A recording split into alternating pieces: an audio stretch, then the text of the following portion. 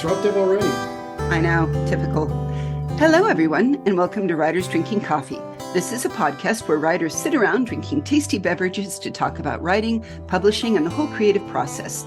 There will be rants and raves and opinions that may not agree, well, will not agree, but are lovingly delivered. We do not censor ourselves, so consider us PG-13. Your fighting duo today are David Welsh and me, Jeannie Warner. This is episode 194, interview with Peter Sartucci. Welcome, Peter. Hey.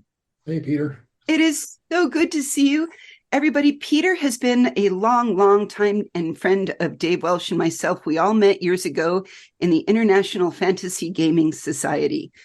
And that is a LARP, live action role playing, where when we first met him, Peter, you were like pretty much one of my favorite game writers. You wrote the games that we would all go and play our way through the day.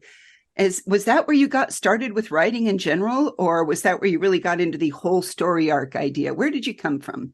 That was my introduction to telling a competent story arc. Feedback from a live action role-playing game is pretty much instant. Players will complain even during the game if they're not happy with what I've done. I had started my original writing experience, other than school work, was when I went to grad school at CSU, got into the dormitory. I was due to enroll in the summer program the next day before I started my serious graduate research in the fall. Went to register, and a guy accidentally dropped the volleyball base on one foot and broke 4 bones. So I ended up spending that entire summer not taking class, but instead lying in bed in the graduate student housing at CSU. And if my fellow grad students hadn't taken care of me, I'd have starved to death. All I could reach from my bed, with my foot swathed in a huge bundle of cast and stuff, was my little portable silver reed typewriter and 1 ream of paper. So I wrote the worst, most horrible novel ever done in the history of humanity, an utter and total ripoff of The Thief's World. And I occasionally, I still have it, I occasionally take it out to remind myself that I've gotten better. But that was my first time I actually tried to write a novel. When I discovered the IFGS towards the tail of my graduate student experience and realized that I could write games for people, I fell head over heels into that for, well, a dozen plus years, I guess, Jeannie, that we were there doing that. At least your Queechee egg hunt held every year near Easter was one of the highlights of the gaming summer and kicked it off properly. That was so much fun. It also taught me that other people make events happen than just the author. A book is more than just the words I put on the paper. And we'll talk about covers and other things like that as we go. But it's all the rest of the human beings involved in the production, particularly the ones that are behind the scenes, that the person reading or acting or participating doesn't see. Queechee Egg Hunt was wonderful in part because Barb Slayton made those fabulous costumes that look like Big Bird. And yeah. we had all of those hilarious. I liked being a bird. That was where I met Dave, because Dave was a spider cultist going through the Queechee Egg. Oh, yeah. Oh, I adored the spider cultist team. They were so much fun. That worked so well. Yeah. So yeah, I had a wonderful time. Queechee Egg Hunt was one of the points at which I understood what I was doing finally in game writing, and that was I was writing for an audience. I was attempting to produce something that would appeal to people in ways that I already knew they wished to be appealed to. And I've taken that to heart ever since. I wish I had that revelation earlier in my career. No, I like it. I don't think anybody's ever said that before, that your first novel was writing for you. There have been a couple other first novelists out there we've chatted with, but they didn't put it so succinctly. You writing it for you, lying in bed, makes sense. Now, you have 5 books out in this world of yours, Shadow and Light, Yep. Shadow Rising. The first one you sent me a copy to was Shadow Devoted in the new trilogy. Yep. And that's what I made Dave read it too, so we could chat with you about it. I really like these books, and I really like your world. And tell us a little bit about how you got started building this world. It actually is a derivative of that horrible first novel, in that the character I made up for that evolved over time, quite a lot of evolving, into Kieran D'Umbra. change of name, change of everything, just about. But the same soul that I tried to write about all those 30 plus years ago is still present in Kieran Aha. you read in the books now. That's the character, but what about the world? I have a theory that I ran by Jeannie before we started that you're, because even gaming with you, it was clear that you had a lot of world building uh, that you just, I mean, it seems to kind of come naturally to you. You just like have these elaborate worlds at your disposal. So my theory is that you have a world that you live in mentally and you just pull things out of it and you've been building it for decades. And that you don't start from scratch for any given novel.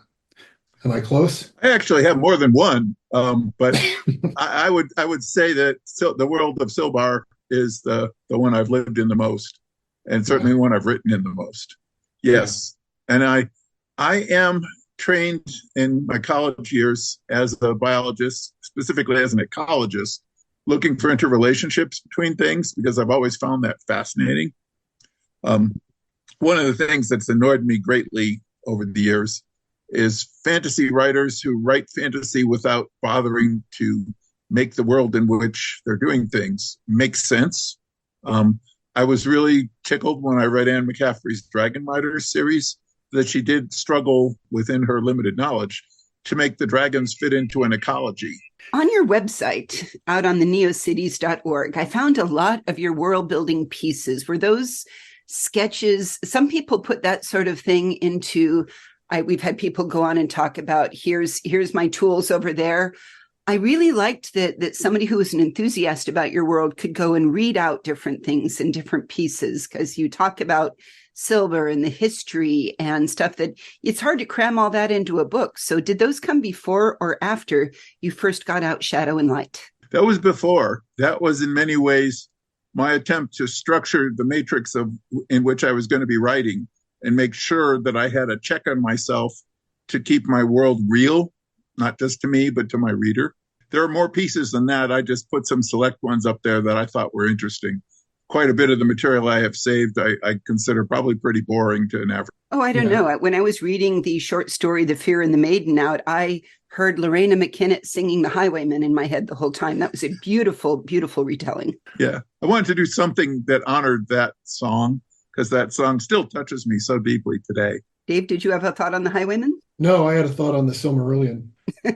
Oh, that's a Ah, point. Do you think it's that sort of put together your Silmarillion bits then? I read the Silmarillion twice in college, Me too. um, undergrad school, and I enjoyed it quite a bit. But I'm the kind of person who loves rich detail. For Mhm. me, it was a fascinating portal into J.R.R. Tolkien's mind and how he got to his world. Yeah. I think what I do, and I hope this doesn't sound egotistical, is very much like the process he went through, where he delved, and he was a linguist, of course, so he came at it from the language point. But he built his world a brick at a time, and so did I, by Yeah. adding things I favored and then finding ways to integrate them so that they made sense as a whole. And because I am kind of aware from my training as an ecologist, the things that better fit together solidly, or they will unravel in entertaining and sometimes very, very unpleasant ways. Mhm. I went to the extra effort to make sure I had that background Bible assembled before I ever actually wrote the first story down. Right. Well, I was going to ask about that, but you just answered the question. So you get it all down, if not all word for word on paper, at least in your head before you start writing the story. And as somebody who appreciates the story but doesn't want to read the Silmarillion, I appreciate that. Yeah, I can't envision myself writing the equivalent of the Silmarillion. For one thing, too much of the stuff is frankly uninteresting except in context. So when I wrote the Fear and the Maiden story, the Highwayman Mhm. was very much in my mind. I have it on a CD and I play it now and then in my office. And lately, I've just been playing it by linking into a website, a YouTube site. And that lovely story, it's very Victorian. It was written by Alfred Noyes back in the Victorian time period in England. It's a retelling of an old story. Noyes would travel around England collecting stories in bars and in country taverns and published books of them. That's just one of many. But he particularly liked that and put it to a publisher, and it was published as a story in Britain, and hence it has much wider distribution than most of the rest of the stuff he collected. Lorena McKennitt found it and revived it in essence, and her retelling is gorgeous. And I wanted to retell that story as it might have happened in my world, which is how you got the story you got. I also was struck by the title of, and now I'm embarrassed because I just had a senior moment and I've forgotten the artist's name. But Death and the Maiden is a story from a Hispanic writer in South America who I can't tell you his name right now because it just fell out of my head. And that title had been haunting me. I've never read the actual story, but just that title had been haunting me at the time. And I said, I have to put these two things together. And the catalyst for that, ironically, was Glenn Cook, who has a fantasy detective series that starts with a book called Sweet Silver Blues. And his detective is a character in a city filled with mythological creatures of all sorts, trolls, orcs, elves, everything. Mm-hmm. And he puts a different twist on all of that sort of stuff. I will throw out the Death and a Maiden because we got a lot of this through the Patents of Medieval. We saw it through paintings. I think Baldur did it, Deutsche did it, Levy did it. Yep. Edvard Munch did one in 1894. Yep. So if that was who you're thinking of. Schubert did one. So Death and a Maiden is a recurring leitmotif, as it were. Yep. And I wanted to give some homage to that at the same time as I told a very personal story about my main character's life experience, especially at a point when he's young. He's only embarked on his career, as it were, for 2 years, is still mourning the loss of his wife and has a hard time getting over that, and is coping in many ways with being both appallingly powerful and appallingly vulnerable in his society. So had a lot of fun with that.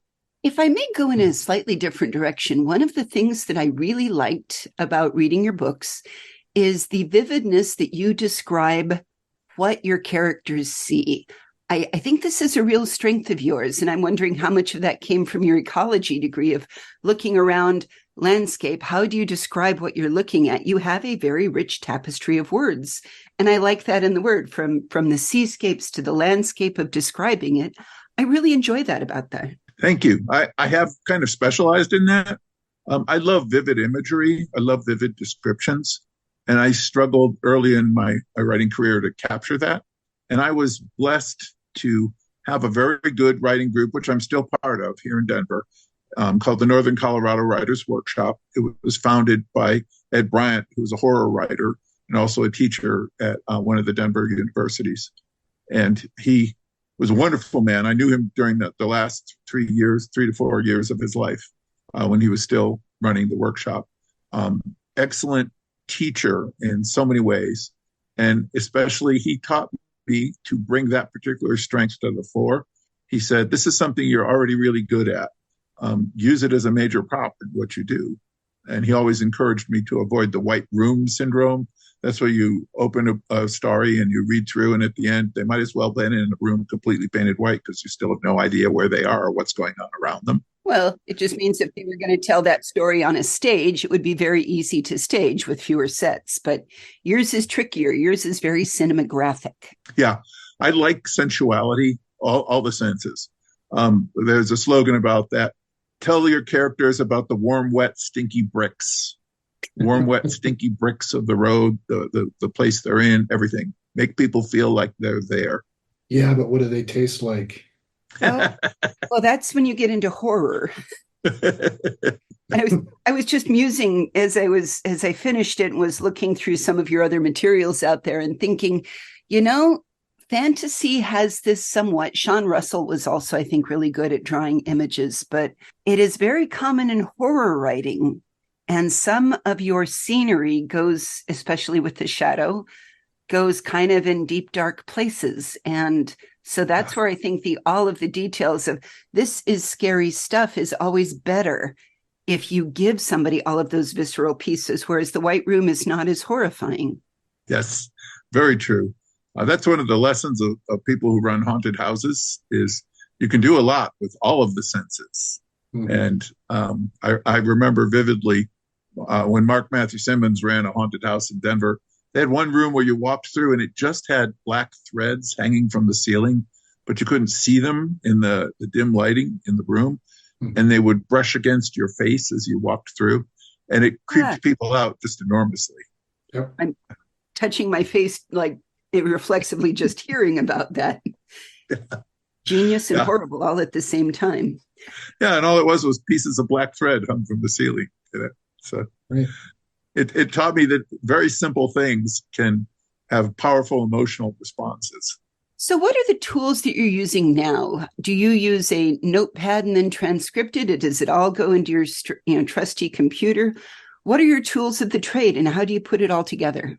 I mostly write on my desktop computer, the same one I use in my working days. But I also carry a stick around with the current version of the story on it. That's sort of one of the backups for it. It's also, all my stories are backed up on a Dropbox too.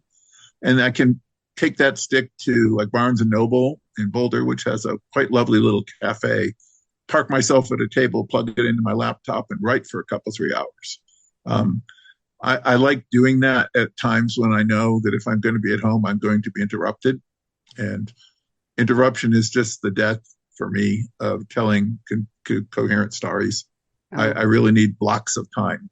I've met authors, Kevin Anderson is a prime example, who can write successfully in 15-minute increments scattered throughout the day. I can't do that. I need an hour or better in a solid block to get things done.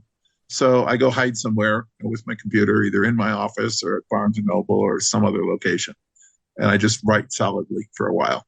So here's a question about that process, since you brought it up. Is part of that time like getting into it? So like maybe there's a ramp up of 10 or 15 minutes and then you're writing, and if you get interrupted, you have to start over? Or is it a psychological thing where you know that you have that hour, or you need that hour and you can write, but if you only have 15 minutes, you can't start up? It's both.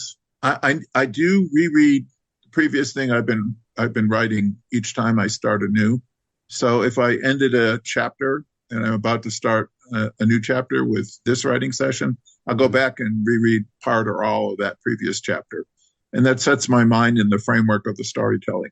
If I don't have that initial 10 minutes or so to reread what I'd previously done, I flounder and I don't find it a productive session. I was going to say, I find a similar thing. I have to stop to fall back in love again. So I think it's romancing your brain with your own characters a little bit. That's a good term. Yes. It is in many ways romancing my brain, coaxing my brain to pick up again where it was before. And once I'm back in that groove, I can write for an hour, just spew forth entire chapters sometimes. Nice. So NaNoWriMo's got nothing on you then. I wish NaNoWriMo was at some other time of the year. Fall is always a really busy season for me in my day job, and I struggle to get any time to write. The notion of trying to write an entire novel while I'm simultaneously trying to generate a quarter of my annual income or better, it just doesn't work. Maybe if it had been spring Rimo, that would work. What month would be good for you? What's a good writing month for you? Oh, probably April. Generally in April, I don't have a lot I'm doing. So April Rimo sounds fun. Yeah. I wish they would run an April Rimo. Then I might be able to do it. Run your own private April Rimo. Yeah, I try, but there's this thing called family. Yes. Well, that's going to exist no matter what the month is, though. So, yeah. Ironically, one of my more productive times is on Monday, Wednesday, and Friday nights. I put my daughter to bed, and that's always a drawn-out process. But some of those nights, sometimes she'll just cork right off to sleep. I spend about 45 minutes to an hour getting her undressed and in her jammies and in her bed and get her milk running for the night and make sure she's had her medications and all that sort of thing. And she wants some music playing. She wants me to give her some of her little books to have by her. Sometimes she reads and get all that set up. And sometimes I can just go sit at the dining table, sit there waiting for her to yell, "Hey, Daddy, I need to have my diaper changed." But she'll fall asleep. And when she does, it's like, ooh, hot damn, I can work. And on some of those nights, I've turned out 3 chapters. It's usually more like 1, but it's just nice. Other nights, of course, she's fussy, and 5 hours will go by, and I'm still waiting on her hand and foot before she falls asleep. And I don't get anything productive done that night at all. So Right. it's a crapshoot. Right. So you don't know from one night to the next whether it's going to be a productive night or a fussy night. Yeah, and I can't commit to a schedule. I can't tell an editor I will have this book done for you in 3 months because I don't know if I will. So do you use a separate editor, or do you use your work group and then you edit yourself? How do you handle that? As I finish my stuff, and having the writing group gives me pressure to keep going so that I'll have something to submit each month, I'll send a few chapters at a time to my group. My current book, which will be the 6th book in this set, jumps 5 years ahead of the ending of the 5th book. So I let my character do a little more growing up. And I have submitted the first 4 chapters, got wonderful feedback on Saturday from our monthly meeting, and already written an additional 5,000 words. So that book is already up now to 10,000 words as a result of that Saturday session with my writing group. It's amazing how productive one can become when the opportunity and the energy meet. Yeah. Ooh. Now, I don't remember you being an artist. Did you do your own covers, or who's doing those magnificent, beautiful covers?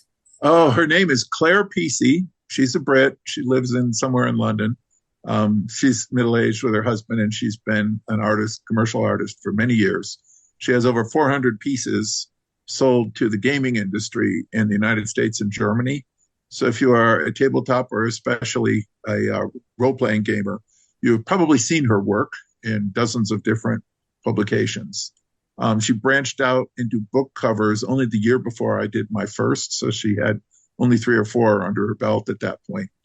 But Ken Burnside, who had bought many works from her and who is a game producer here in the U.S., and who I know through a mutual friend, recommended her to me first off. He said, if you're doing fantasy covers, you need Claire.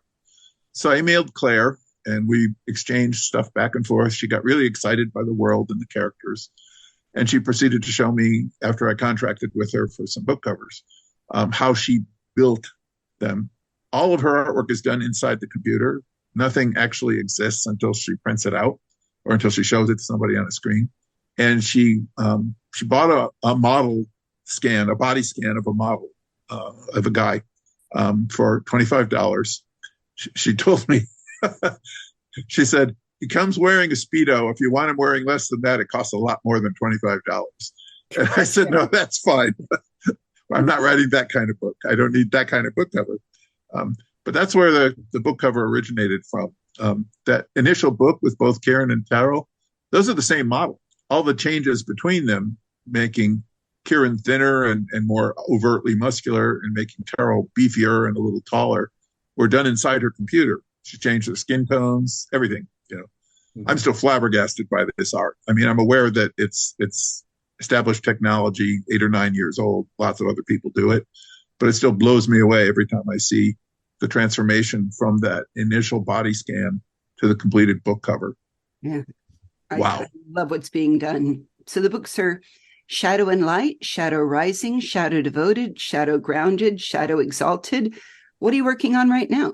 The next one right now has the working title of Raid, simply because a raid during a war is the primary action that occurs during it. I will come up with a better title later on, but I often just stick a one-word title on my manuscripts as I'm going until I figure out what the story is about later.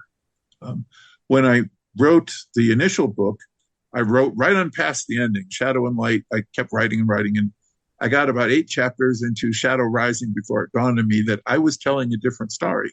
Yeah. I stopped and went back and said, no, here's where it needs to be cut. So I chopped it, and I took those 8 chapters, and they became the front of the second book. Lois McMaster Bujold did much the same when she wrote Shards of Honor. And she wrote right on past the end of the book. And editor just said, no, that's the ending over there. So years later, she took the leftover and she produced the novel Barrayar, which picks up the characters the next day and continues. Well, I did her one better. I picked up 15 minutes later and continued. Excellent. What advice would you give to somebody else who's like, maybe they've got stories, maybe they've been running D&D groups, they've been storytelling somewhere. How do they start novel writing? What's your advice? Sit down and just do it. You have a template in the form of dozens of hundreds and hundreds of novels that shows you how novels work, the chapter system, the point of view system, how to write. If you have any kind of basic writing experience, those should be covered for you. And if you don't, go audit an ordinary college writing course at your local community college and learn what those building blocks are. Once you've got them, and they're simple building blocks, practice. Practice makes all the difference. Write. It's said that you need to spend 10,000 hours at doing anything to become really good at it. Definitely applies to writing. I am way past my 10,000 hours at this point. I'm probably closing in on 100,000, I suppose. I don't know. Probably why we like your book so much. I hope that all my practice shows in the sense that I've learned how to tell a seamless story that flows right along.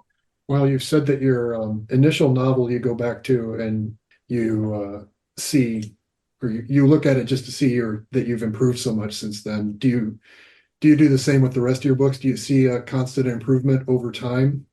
I mean, it's probably much more gradual at this point. There's an asymptotic learning curve, I'm sure, but the asymptotic learning curve is definitely true. The first years are very steep, but that doesn't mean one doesn't keep improving. You're right; it's at a slower pace. One of the comments one of my fellow writers made when reviewing the current work was, your stuff just moves so smoothly, and that I've got enough practice at scene changes and at unfolding a scene that I can make it look seamless. And it's only because of doing it a lot. And that mirror image that your fellow writers can hold up to you. And I think there's no substitute for having a writing group of other writers who are like you, learning themselves constantly. We're constantly learning to mirror back at you. Yeah. Chaz has his own point of view and is wrong, but I'm with you. And it's even useful if you're in a group where you don't all agree, because I remember the first time I tried somebody else looking at it, they liked Philip Marlowe in short sentences, and I liked Jane Austen in compound sentences. And well, we had different views of sentence structure, but it's good to get that feedback because it makes you think. Even if you don't change a lot, it makes you consider from another point of view of a different reader looking at your material. I think the single most valuable thing about a writer's group actually doesn't have anything to do with my work. There are three things Ed Bryant told us that we're supposed to experience in a writer's group. One is the experience of being critiqued by other people. Second is the experience of learning how to critique other people's work. And third is and he said this is in many ways the most important, the experience of hearing somebody else's work critiqued by other people. Those 3 points of view create a three-dimensional matrix, if you will, of reality around whatever that work is that's being critiqued. And it makes a wonderful sensation because it teaches us some humility. There's always someone in the group who'll notice things that you didn't even notice, that went right over your head. It'll also teach you the variety of ways in which the same words can be perceived. Sometimes some of the members of my group have reacted to my story in ways that just boggled me when they interpreted something I wrote in a certain way that was nothing like what I meant, and then came back with a comment that just floored me. And I realized that I was ambiguous enough that it was a perfectly reasonable mistaken assumption for them to have made.